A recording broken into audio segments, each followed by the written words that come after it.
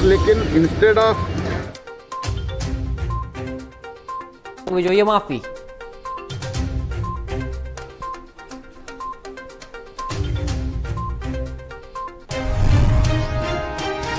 અમદાવાદ, ભાવનગર, સુરત અને મહેસાણા સહિત અનેક જિલ્લાના અનેક તાલુકાઓમાં વરસાદી માહોલ। રાતભર પડ્યો ઝરમર વરસાદ અને એના લીધે ખેડૂતો માટે સર્જાઈ પડ્યા પર પાટો જેવી સ્થિતિ।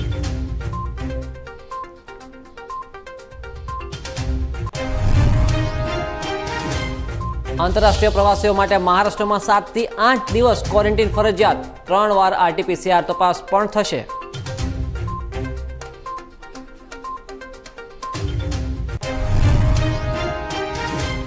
વિશ્વ એડ્સ દિવસે રેતી કલાકાર સુદર્શન પટનાયકે આપ્યો વચન રાખવાનો સંદેશ। 15 ટન રેતીથી બનાવવામાં આવ્યું શિલ્પ।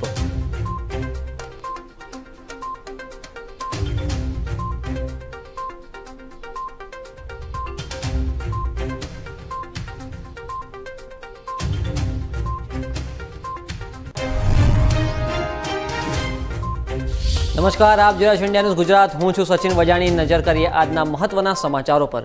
વડાપ્રધાન નરેન્દ્ર મોદી 13મી ડિસેમ્બરે કાશી જવાના છે। તેમના આ પ્રવાસ દરમિયાન અનેક વિકાસ કાર્યોનું લોકાર્પણ પણ આ કાર્યક્રમમાં થવાનું છે। હાલમાં સાંસદનું શિયાળુ સત્ર ચાલી રહ્યું છે, ત્યારે કેન્દ્રીય મંત્રી અશ્વિની ચૌબે સાથે ઇન્ડિયા ન્યૂઝના વરિષ્ઠ સંવાદદાતા અજય શર્માએ એક વાતચીત કરી હતી, જેનો મુદ્દો હતો વડાપ્રધાન નરેન્દ્ર મોદીનો આ જે પ્રવાસ છે કાશીનો, એના સંદર્ભે। તો આવો જોઈએ કે તેમણે શું વાતચીત કરી હતી। केंद्रीय मंत्री अश्विनी चौबे जी हमारे साथ में मौजूद है। अश्विनी जी, प्रधानमंत्री नरेंद्र मोदी काशी जा रहे हैं, वहाँ पर काशी कॉरिडोर का शुभारंभ करेंगे। पहले अयोध्या में राम मंदिर का निर्माण शुरू हुआ और अब काशी का पुनरुद्धार करने गए हैं प्रधानमंत्री नरेंद्र मोदी। ये खुशी का विषय है कि काशी जो पूरे विश्व के लिए, जहाँ स्वयं साक्षात काशी विश्वनाथ का वास, तो काशी को जिस प्रकार से आदरणीय प्रधानमंत्री जी के नेतृत्व में, उनके मार्गदर्शन में और वहाँ के मुख्यमंत्री जी का जो एक कुशल योगी आदित्यनाथ जी का जो ऐसे भारतीय संस्कृति के सभी गौरवपूर्ण स्थानों को जो सजाया जा रहा है, जो संवारा जा रहा है, सौंदर्यीकरण और काशी का कॉरिडोर बनाने का जो ये संकल्प था वो पूरा हो रहा है। ये हम सब लोगों के लिए बड़ा ही गौरव का विषय है। और साथ साथ आपने देखा कि अयोध्या का, जहाँ भगवान राम का जन्मभूमि, राम का जन्म हुआ, उस अयोध्या के राम मंदिर का भव्य निर्माण, ये पूरे विश्व के लिए, देश के लिए एक अच्छा सुखद संदेश, शांति, सद्भावना और लोकतंत्र का एक उदाहरण ये अयोध्या के उस राम मंदिर के निर्माण।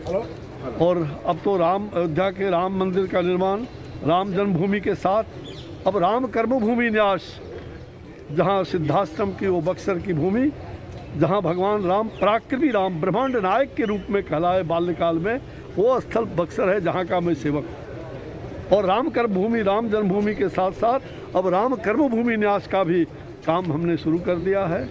और मुझे विश्वास है ये सभी मोक्षदायिनी स्थल, अयोध्या, मथुरा, माया, काशी, कांची, अवंतिका, पुरी, द्वारावती चैव सप्तेता मोक्षदायका, ये सभी मोक्षदायिनी स्थल है। और इसको जितना सुंदर और संवारेंगे, जितना उतना ही आपको मोक्ष भी प्राप्त होगा। आपको लगता है कि सर मथुरा पे भी कुछ काम करना चाहिए सरकार? मैंने कहा ना कि मोक्षदायिनी है, वहाँ काम सब हो रहा, सभी जगहों पर काम हो रहा है, कहाँ कोई दिक्कत थोड़े। मोक्षदायिनी स्थल को सजाने और संवारने में किसी को कोई प्रतिबंध नहीं है। ये थे केंद्रीय मंत्री अश्विनी चौबे, जिनका कहना है कि अयोध्या, मथुरा, काशी ये सारे के सारे मोक्षदायिनी स्थल है, इनको सजाने संवारने पर कोई प्रतिबंध नहीं होना चाहिए।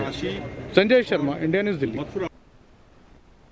શિયાળુ સત્ર દરમિયાન હંગામા વચ્ચે વિપક્ષો દ્વારા ધરણા પ્રદર્શન પણ કરવામાં આવી રહ્યા હતા, ત્યારે કેન્દ્રીય મંત્રી સાધ્વી નિરંજન જ્યોતિએ ઇન્ડિયા ન્યૂઝના વરિષ્ઠ સંવાદદાતા સંજય શર્મા સાથે એક કાશી, મથુરા અને અયોધ્યા મામલે પણ વાતચીત કરી હતી।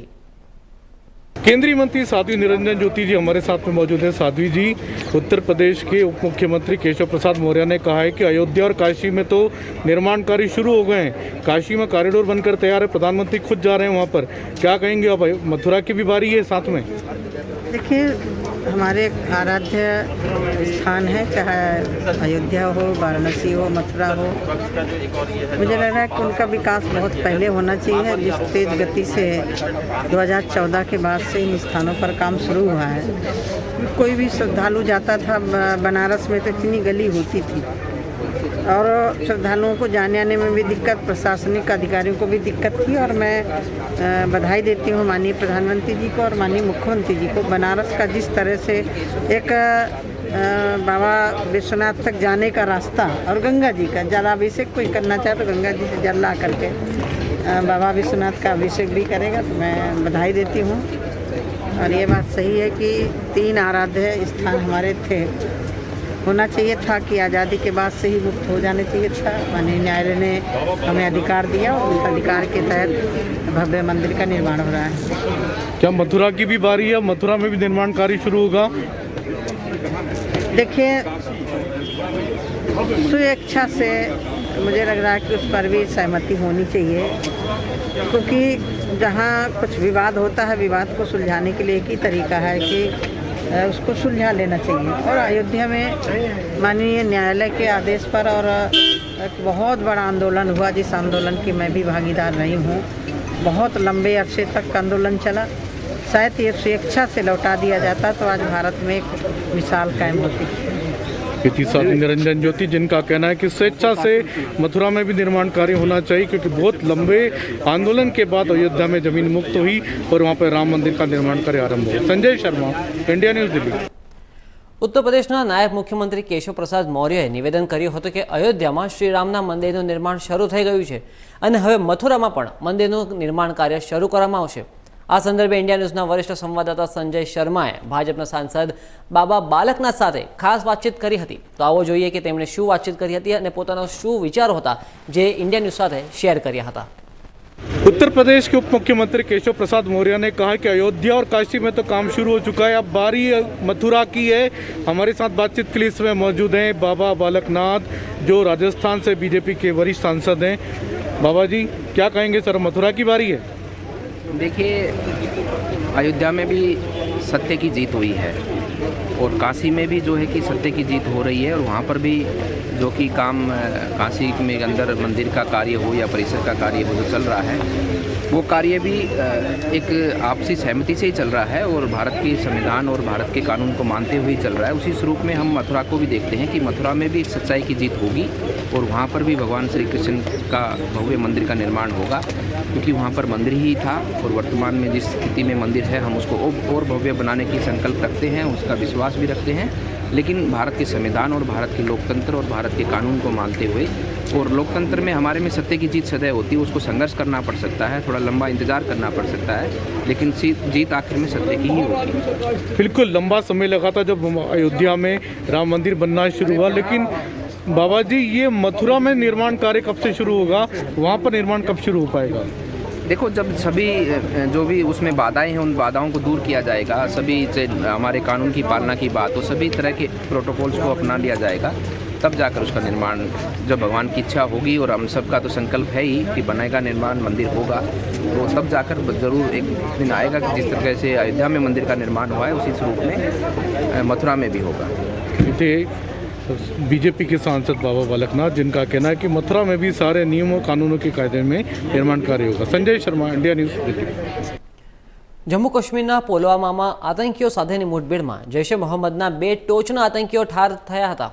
છેલ્લા કેટલાક સમયથી જમ્મુ કાશ્મીરના વિવિધ વિસ્તારોમાં આતંકવાદીઓ દ્વારા હુમલા દ્વારા ટાર્ગેટ કિલિંગ કરવામાં આવી રહી છે। ત્યારે ભારતીય સશસ્ત્ર દળો દ્વારા ઓપરેશન ઓલ આઉટ હાથ ધરવામાં આવ્યું હતું અને જેના ભાગરૂપે પુલવામામાં 2 આતંકીઓ જે છુપાયેલા હતા તેમની માહિતી મળતા સશસ્ત્ર દળોએ એ વિસ્તારને ઘેરીને આ બંને આતંકીઓને ઠાર કર્યા હતા। આવો જોઈએ આ સંદર્ભે ઇન્ડિયા ન્યૂઝના જમ્મુના વરિષ્ઠ સંવાદદાતા અજય જાંડલિયાનો આ વિશેષ અહેવાલ। पुलवामा मुठभेड़ में 2 मिलिटेंट्स को मार गिराया गया। आपको पता चले कि सुबह सवेरे जो है पुलवामा कस्बियार इलाके में फोर्सेस ने जॉइंट ऑपरेशन लॉन्च किया। जॉइंट ऑपरेशन लॉन्च करते ही जो फोर्सेस ने पूरे इलाके को मुहासे में तलाशी अभियान स्टार्ट किया। जो ही वो स्पॉट पे पहुंचे तो छुपे हुए मिलिटेंट से उन पे गोलियां बरसाई, जो एक मुठभेड़ में तब्दील हुआ। आपको बताते चले कि फोर्सेस के लिए बहुत बड़ी कामयाबी है कि 2 जैश ए मोहम्मद के जो मिलिटेंट को मार गिराया गया। उसमें बताया जा रहा है कि यासिर पर जो टॉप कमांडर है जैश ए मोहम्मद का, उसको भी मार गिराया गया। वो आईडी एक्सपोर्ट था, कहीं ना कहीं फोर्सेस के लिए ये बहुत बड़ी सफलता हासिल हुई है। आपको बताता चले कि IGP कश्मीर ने कन्फर्म किया कि यासिर पर जो टॉप कमांडर जैश ए मोहम्मद का, उसको भी मार गिराया गया है। भारी मात्रा में उनसे गोला बारूद जो है बरामद किए गए। आपको बताते चले कि यासिर परे के साथ साथ एक फॉरेन टेररिस्ट जो है फुरकान पाकिस्तान का रहने वाला है, उसको भी मार गिराया गया है। कहीं ना कहीं फोर्सेस के लिए बहुत बड़ी सफलता है और सफलता के तौर पे इसको देख रही है। वहीं आईजीपी कश्मीर विजय कुमार का कहना है कि ये 2 मिलिटेंट्स जो थे बहुत सारे टेरर एक्टिविटीज़ में शामिल थे और यासिर परे की खासकर अगर बात करें, यासिर परे जैश ए मोहम्मद का टॉप कमांडर था, बहुत टाइम से सक्रिय था और आईडी एक्सपर्ट भी था, तो कहीं ना कहीं फोर्सेस के लिए ये बहुत बड़ी कामयाबी मानी जा रही है। With camera person Sahil Mir, news India, Srinagar.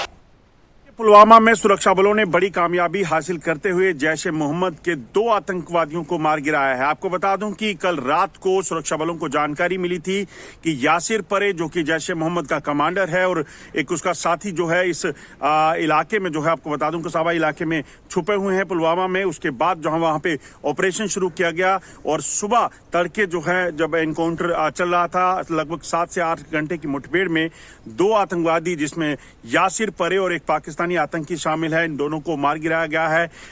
Encounter site से भारी मात्रा में हथियार और गोला बारूद भी बरामद हुए हैं। आपको बता दूं कि यासिर परे जो है वो आईडी एक्सपर्ट था और जो जानकारी मिल रही है उसके मुताबिक यासिर परे की जैश के कमांडरों के साथ जो है वो एक मीटिंग भी हुई थी जिसमें उसने एक बड़ा प्लान किया था कि 26 जनवरी के मौके पर पुलवामा जो है, आपको बता दूं कि बड़े हमले जो हैं 2020 में उसने अंजाम देने थे, मगर सुरक्षा बलों की कड़ी सतर्कता के चलते उसे वो नाकामयाब नहीं हो सका था। मगर अब यासिर मलिक का जो है वो खात्मा हो चुका है और उसके बाद पुलवामा में जैश के नेटवर्क को एक भारी जो है वो धक्का लगा है।